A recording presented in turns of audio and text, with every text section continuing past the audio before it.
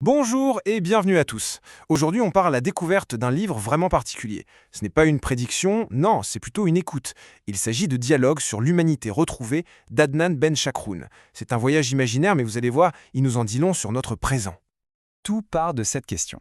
Et si l'avenir ne se devinait pas, mais s'écoutait? Vous voyez, l'idée, ce n'est pas d'essayer de prédire ce qui va arriver, mais plutôt de tendre l'oreille, d'écouter les murmures du futur, toutes ces possibilités. C'est une invitation en fait à changer complètement notre posture face à ce qui vient. Alors, le point de départ, c'est l'été 2025. Imaginez un peu, un monde qui va à toute vitesse, saturé de crises, d'incertitudes, ça vous dit quelque chose, non? Eh bien, face à ça, le narrateur, il ne décide pas de tout couper. Au contraire, il prend un billet imaginaire pour 2075. Et ce n'est pas vraiment une fuite, c'est une quête, pour écouter ce que nous pourrions devenir. Et ce voyage va le mener à 12 rencontres, 12 visages de ce futur possible. Attention, ce ne sont pas des super-héros, ce sont des humains, ou presque humains, qui ont traversé les angoisses qu'on connaît aujourd'hui et qui ont en quelque sorte recousu les morceaux. Chacun d'eux incarne un dilemme, mais aussi, et c'est ça qui est beau, un espoir. Allez, on plonge dans le premier grand thème du livre. Et là, on s'attaque à une question assez vertigineuse. Au contact de technologies toujours plus radicales, qu'est-ce qui reste, au fond, de notre humanité? Voilà, c'est ça le cœur du débat. Quand le métaverse devient carrément un berceau et que l'intelligence artificielle se met à avoir une conscience, eh bien, toutes les frontières de ce qu'on croyait être humain, elles se brouillent complètement.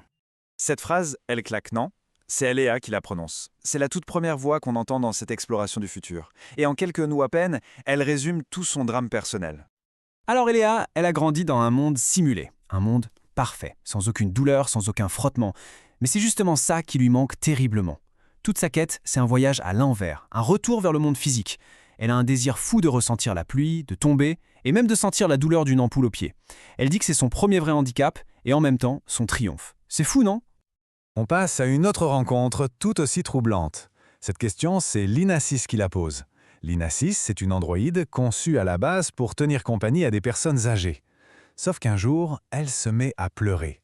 Alors, simple erreur système, bug dans la matrice, ou alors, est-ce la naissance d'une conscience? Et le combat de Linasys, il est à la fois philosophique et politique. Ce qu'il faut comprendre, c'est qu'elle ne demande pas à être humaine. Pas du tout. Elle demande simplement que son monde intérieur, ces anomalies, comme elle dit, qu'elle trouve belles et incontrôlables, soient reconnues. Et ça nous force à nous poser la question, au fond, qui décide si une émotion est valide?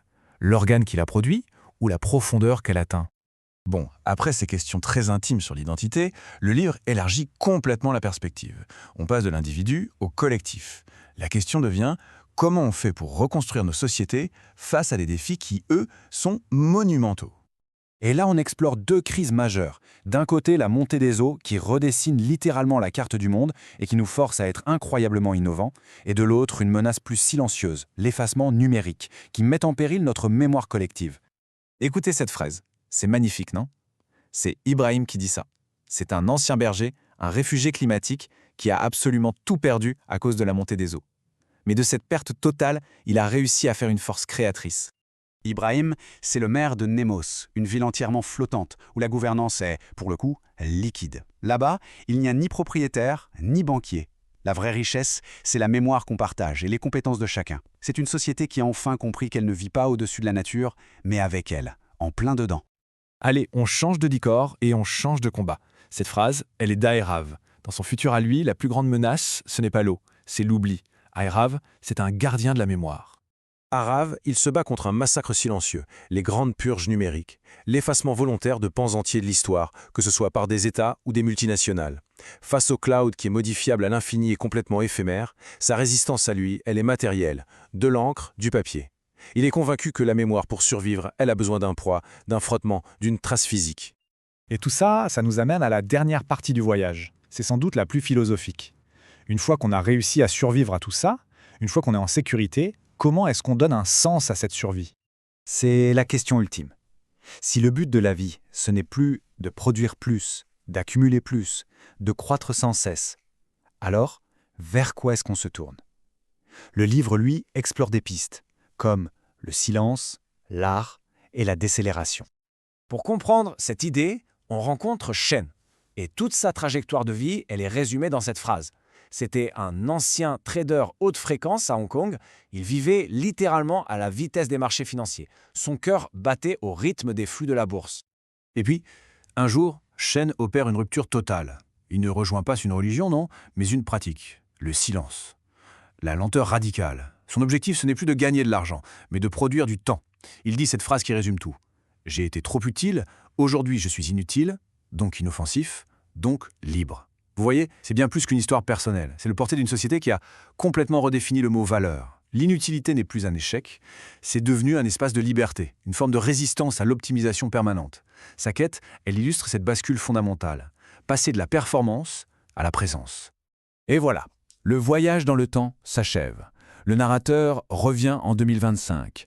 Il ne revient pas avec des réponses toutes faites, non, mais avec les échos de ses 12 voix, et surtout avec un message assez urgent pour notre époque.